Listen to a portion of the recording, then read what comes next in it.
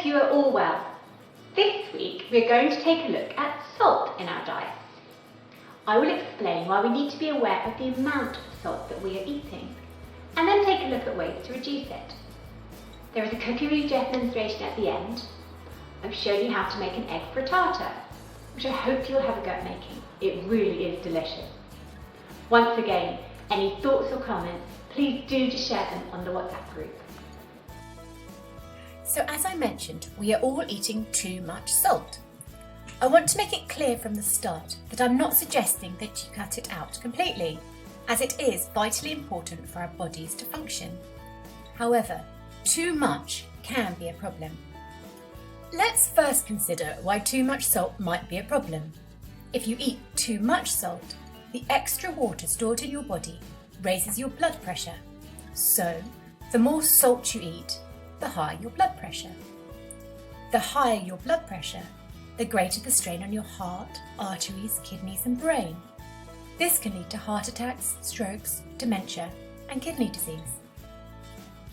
On the whole, the problem isn't with the salt we add to food, but it is in the ready-bought foods. 3/4 of the salt we consume is in manufactured foods. There is also more in sweet foods such as cakes and biscuits than you might first think. So, even if the food doesn't taste salty, it will still contain salt, and this all contributes to your daily intake. So how much salt do we need? Actually, it's only 1 teaspoon or 6 grams. It isn't really that much. Most salt contains sodium, so if you see that on a food label, then bear in mind that you only need 2.4 grams of sodium. Here are some examples of foods that are high in salt. As a rule, the more processed and manufactured the food, the more salt there is in it. Salt is added to give shelf life to the product. I'm sure you are not surprised by these examples: pizza, pastries, cheese, hams and sausages. Other foods that are particularly salty are peanuts and crisps. No surprise there. Other foods that contain a lot of salt are things such as sauces like ketchup, mustard, and many bottle sauces such as soy sauce and chili sauce. It's important to be aware of the salt content of these sauces, as many kids like to put them on their foods. For children, the allowance is very similar to that of the average adult, but slightly less for the youngest kids. It is good if children can learn to enjoy food that doesn't taste of salt, as habits that are established in childhood are very difficult to break as they grow older. I'm now going to give you some tips to help raise awareness of occasions when we might eat salt and propose alternatives. The first occasion is snacking. Most shop-bought snacks contain high levels of salt. Just look at the traffic light label where it's available. A lot of them will be amber or red. So perhaps buy the low or no salt options, or make your own. Something like popcorn is a great snack and it's fairly easy to make. By adding your own topping, you'll know how much salt, if any, has been added. As we've already mentioned, those sauces are a big source of salt. If you can buy the low salt option, you will find there is very little effect on the flavour, and very quickly and easily you are having less salt. Why not try taking the salt pot off the table? If it's not there in the first place, you will be less tempted to add salt without first tasting your food. Initially your food might taste a bit bland, but your taste buds will adapt very quickly and you will begin to enjoy the other flavours your food has to offer. Keep an eye on those tin foods, especially soup. Many of them have quite a high salt content, so just be mindful of that when you buy them. Making your own soup is a very cost-effective way of eating and using up slightly your vegetables. Why not give that a go? I'm sure it doesn't come as a surprise to learn that takeaways and ready meals are high in salt. Be aware of this and consider it as part of your daily intake, and do alternatives if you can. So what can you do instead? Well, using spices and herbs are a perfect way to get flavour into your food. Heat them up in oil and then mix them together, and this will help to release their flavours. Grinding them down will also help the aromas to escape. I'm sure Hasna can give us plenty of guidance on using spices in our foods. Another thing you can easily adjust on your plate of food is the acidity.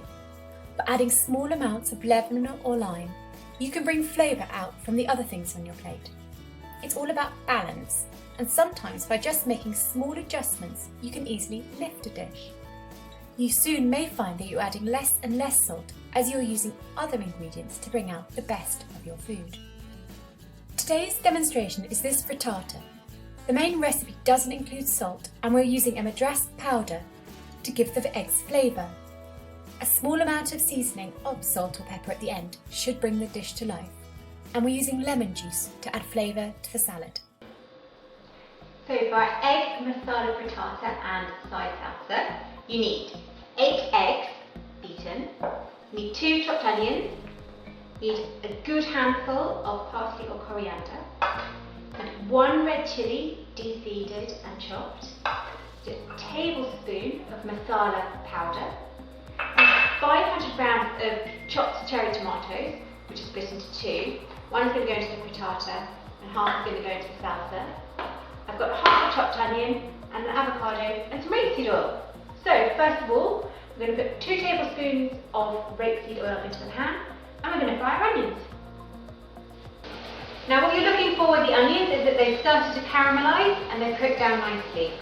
When they're at that stage, you want to add the masala powder. Pop that in, stir it and cook that for about a minute. And when the aromas have started to release, you want to add half your chopped chilli, just sprinkle that in, and you want to add the tomatoes and cook them again for about a minute.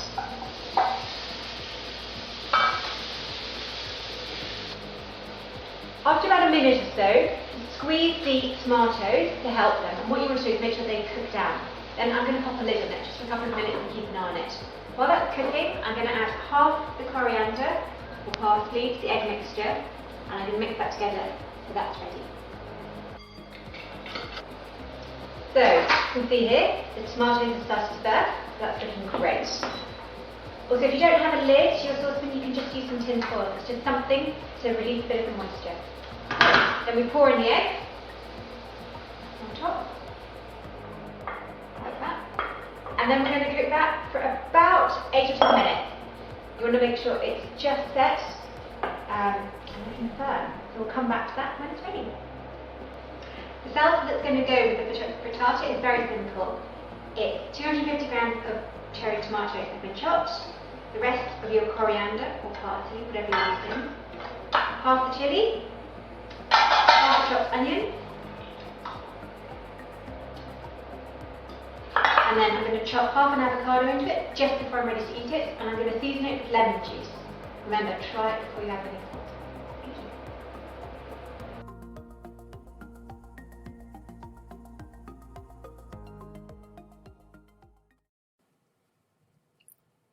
So for this week, I would like you to task yourselves to eat less salt. Try and keep a record at the end of each day and see if you've reduced your salt intake. The judgment is yours and whether you think you have lowered your salt. If you can manage it on at least 3 out of 7 days, then that's a great start. Good luck! Well, thank you once again for watching today. I hope you've learned something about salt, and I really do hope you're going to have a go at reducing some of the salt in your diet. Do keep a record of it, and if you'd like to share it with me, then I would love to hear how you've got on. Until next time, keep safe and goodbye.